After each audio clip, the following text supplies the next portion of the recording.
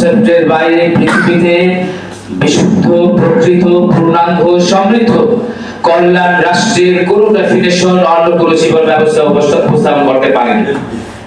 এর সুস্পষ্ট প্রমাণ আমরা বলেছি আমাদের দেশের প্রতিটি সেক্টরের দিকে যদি আমরা তাকাই, ব্যক্তিগত সেক্টর, পারিবারিক সেক্টর, সামাজিক সেক্টর, প্রাতিষ্ঠানিক সেক্টর, অর্থনৈতিক সেক্টর, প্রশাসনিক সেক্টর, রাজনৈতিক সেক্টর থেকে নিয়ে বাংলাদেশের যত সেক্টর একটা রাষ্ট্রকে পরিচালনার জন্য আমাদেরকে প্রতিষ্ঠিত করতে হয়, প্রতিটি সেক্টরের মধ্যে অকল্যাণের সকল সাপ, বিচ্ছু আর শূন্যেরা বাসা বেঁধে আছে।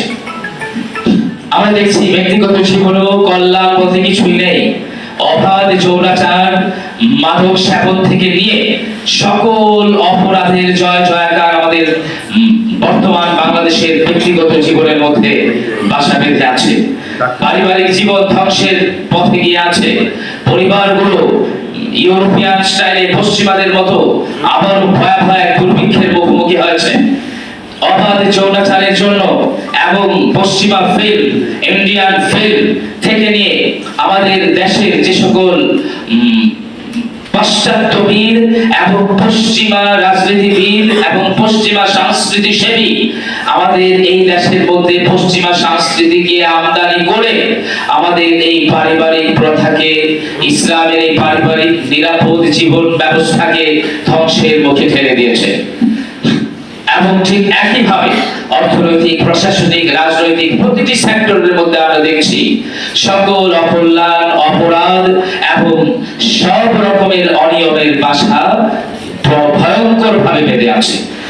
এই সকল সেক্টরকে অকল্যাণ থেকে, ধ্বংস থেকে এবং আগামীর যে অস্পষ্টতা আছে, এই অস্পষ্টতা থেকে, অন্ধকার থেকে যদি আমরা মুক্ত করতে যাই, কল্যাণ রাষ্ট্র পরিষদ বাংলাদেশ মনে করে একমাত্র ইসলামী জীবন ব্যবস্থার যে কনসেপ্ট আছে, মদিনা রাষ্ট্র ব্যবস্থার যে কনসেপ্ট আছে, কোরআন ও সুন্নাহ সমর্থিত যে জীবন ব্যবস্থা ১৫০০ বছর ধরে পৃথিবীর মধ্যে বিজয়ী এবং সুপ্রতিষ্ঠিত, সমৃদ্ধ, সুদৃঢ় জীবন ব্যবস্থা হিসেবে পরিচিতি পেয়েছে, একমাত্র সেই জীবন ব্যবস্থাই বাংলাদেশকে মুক্ত করতে পারে, বাংলাদেশের প্রতিটি সেক্টরকে এই ভয়াবহ দুঃসময় থেকে এবং আগামী ভয়াবহ পরিস্থিতি থেকে মুক্তি দিতে পারে।